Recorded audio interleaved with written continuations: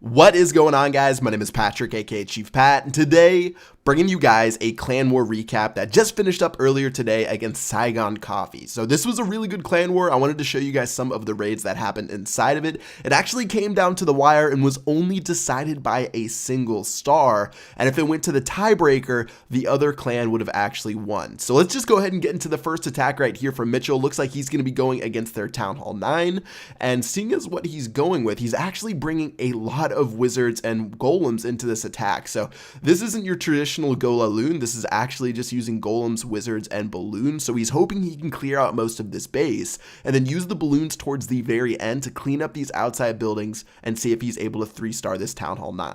So it looks like he's made a pretty good job getting to the center of the base. The jump spell just went over that clan castle, which means his king, queen, wizards, and those golems are going to be able to take the whole entire center side of that base. And taking a look on the bottom right hand side, the balloons are finally being dropped, and you can see they don't even need a lava hound because all of the air defense were destroyed by the heroes, wizards, and the golems. So really nice job so far. He's at 57% and 2 stars. Looking at the defenses he has left, only a couple left with that mortar and that archer tower right there.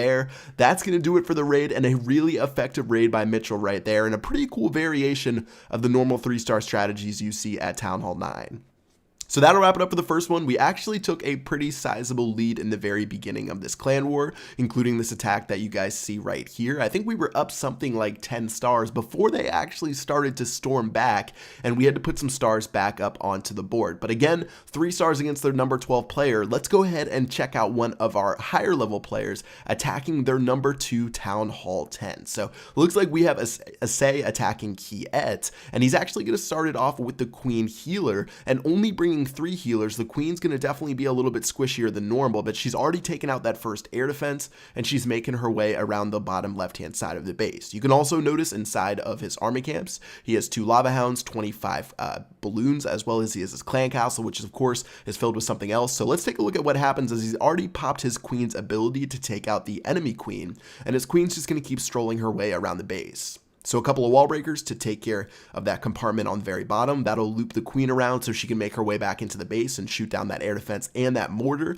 And with 2 air defense down, he can actually probably start the rest of his attack against the base. So let's go ahead and see as the queen heals back up, and he's going to drop his barbarian king on the right hand side. So the king's going to soak up some damage over here. He's going to take care of some of these outside buildings while the queen makes her way through. Looks like she's taking care of that second air defense, which went ahead and gave him the green light to start dropping the lava hounds and balloons to make his way into the base. So 2 lava hounds are down right now. Looks like things are so far so good. Still has a giant core, including 1 multi-targeted Inferno Tower and 1 single-targeted Inferno Tower. Another air defense is on the very top that the lava hounds are running to right now. But his first free spell has been dropped onto that Inferno Tower, and things are looking really good with all of those balloons in the center of the base. He has so many balloons and still a couple more on the top right hand side to take care of that Wizard Tower and that Archer Tower hiding up there. Things are looking awesome as that second free spell finishes up, and he still has a haste spell to make his way to the left hand side of the base. So really nice raid by Asay. As you can see, with only 4 defensive buildings left, he's going to go ahead and use the haste spell to get them to the Wizard Tower. Archer Tower right here is really important that he takes out, and looks like they're going to target that over the cannon. Balloons are going to scurry over to that cannon, and finally this mortar, and that is going to wrap it up for this raid right here, taking out all of the buildings. And as a race against time, it looks like he's going to be able to pull it out and get 3 stars against this base. So a really nice job by Asay. You generally don't see a lot of those 3 stars against fully maxed out Town Hall 10s. Really nice job, barely even had to worry about any of those level 11 walls. That's 3 stars against their number 2 player, and we ended up taking a pretty slim lead going into the end of the clan war. And let's go ahead and check out one more final attack before we go to the scoreboard and see what happened toward the end of the war. So the final attack I'm going to show you guys is from Anderson attacking their number 4 player. Again, these guys actually had pretty decently upgraded Town Hall 9s.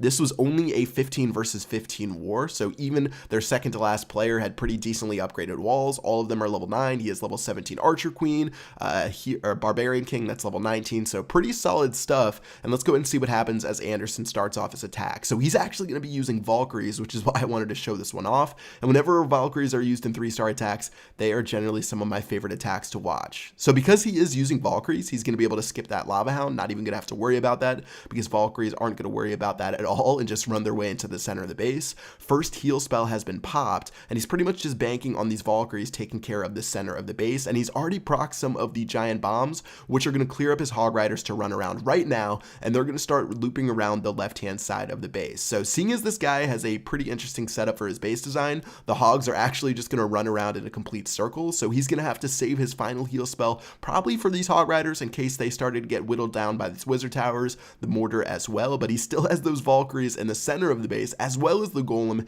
tanking a little bit of damage for his troops. So heal spell's been dropped, Hog Riders are going to go ahead and run into that. They went from about 15 to 20% hit points all the way up back to 100%, so really nice job right there with that heal spell. Hogs are going to hop over the wall as the Wizard Tower, Mortar, and Archer Tower are all distracted by those Golems right there, which is really awesome to see towards the end of the raid. And finally, Hogs are going to make their way through and make their way to these cannons, Mortar, and final cannon, an air defense right there. Only a couple of defenses left, and that will wrap it up for this raid right here. Again, a nice job by our Town Hall 9s taking out the other Town Hall 9s and making it so our Town Hall 10s can go for those 3-star attacks as well as those high percentage 2-star raids.